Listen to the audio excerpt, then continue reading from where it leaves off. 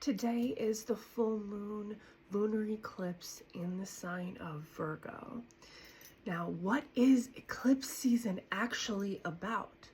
Well, it all has to do with the north and south nodes of the moon.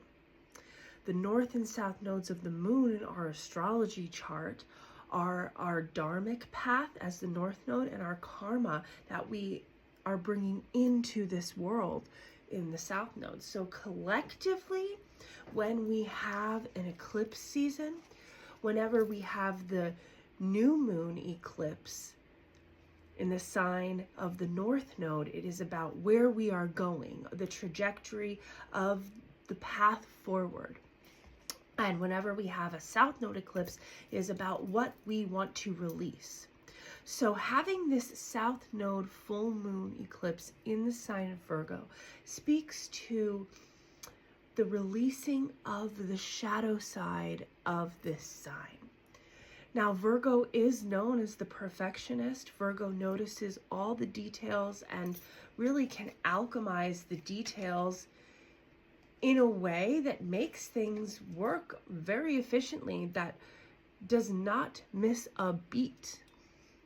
But also the shadow side of Virgo is thinking that there always is more to do.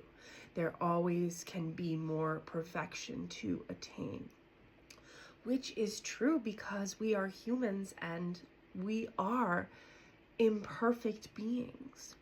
And there's nothing wrong with that. That is actually what makes us so special, is this path where we learn and we grow. Now, every time that we look at eclipses, we look at the axis between the two signs, because yes, there are 12 astrological signs, but there are 6 axes that we must learn about in order to really understand the evolutionary astrology within us all. Because while we embody more signs than others, we are all experiencing the lessons of the shadow and light aspects of all of these signs. So Virgo's sister sign, Pisces. Pisces is about the creation that comes from something higher, a higher power and artistic flow state. And Pisces is all about finding the beauty in the imperfection. So how can we balance these two signs? Well, what has been coming up lately is a lot of the shadow side of Virgo, which can look like feeling very hard on yourself, seeing all of the points throughout time when things maybe could have aligned in a more perfect way, where if we were more conscious about the details, we could have changed the outcome. But with Pisces, the balance of that is the fact that we had to go on an imperfect journey in order to find ourselves, in order to become the people that we are now, the version of ourselves that we are now. Because it is very easy to think about how we could have aligned things to be more perfect when we do not add in the nuance of all that we've had to deal with our childhood wounding, with attachment issues, with our programming, just by being in this world, has made us unconscious. So truly the real gift here is that when we plant that seed and tend that seed in the garden, it is coming from a conscious place. Because we can put effort into many things, but it doesn't necessarily bring us the fruitful outcome that we hoped. And it's not always because we needed to put more effort in or be more perfect. Sometimes it's because in going after those goals, in trying to build those things, we were coming from an unconscious place. And it actually is a gift to have those things not take more of our energy than they already have.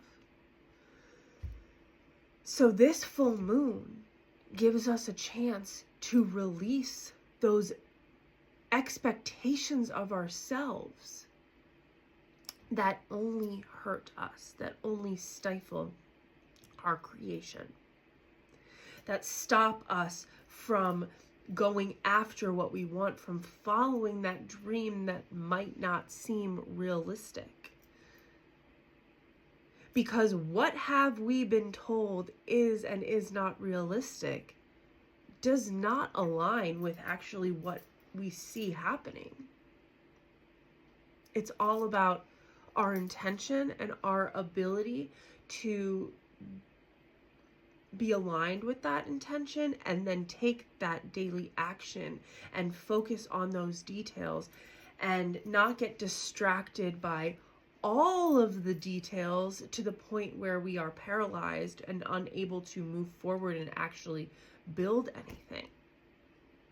And this is how we work with the shadow and light side of both of these signs. So in our own birth chart, we have Pisces and Virgo that are going over a certain house or a certain area in our lives. That's how you can understand where you're being affected most during this eclipse season. Also, our north and south node, it looks like an upside down horseshoe, the north node, and the south node is its equal opposite. Those will also show us where we are being guided to move towards and what we're also being guided to let go of. Now, this is not about jumping into the head of the dragon, the north node as they call it, and completely releasing anything that we have known about ourselves. That is actually another shadow of the polarity of the north and south node. This is actually about gaining a balance between the north and south node, Rahu and Ketu, the head and tail of the dragon as it is referred to in Vedic astrology. And as we find balance between our future and our past selves and allow some peace within the present moment, we are able to be conscious and clear about where these shadows show up in our lives, how we can work with them and integrate them and weave them into the light parts of these energies so that we can integrate everything and move forward in a conscious way that maybe we never have before. Right now, what we are being presented with is a chance to build something new in a conscious way that allows for the magical possibilities of creation to really flow through us and be witnessed here on this earth, be woven into the fabric, the thread of creation. And we can only do that when we stop being so hard on ourselves and we trust that the vision and the action we are aligned to take are working together for our highest good.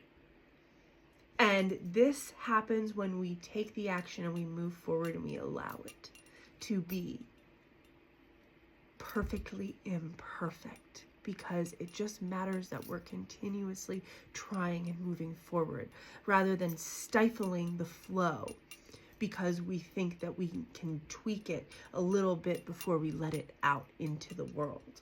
Just start and it can always evolve. Yes, we can always evolve and get better, but the process is what makes us so special, and it's what makes us actually relatable to people and to ourselves. So that's my little TED Talk on this full moon. If you would like a personal reading, you can go to the link in my bio. It's embodiedsoulstudio.com/readings, and follow for more.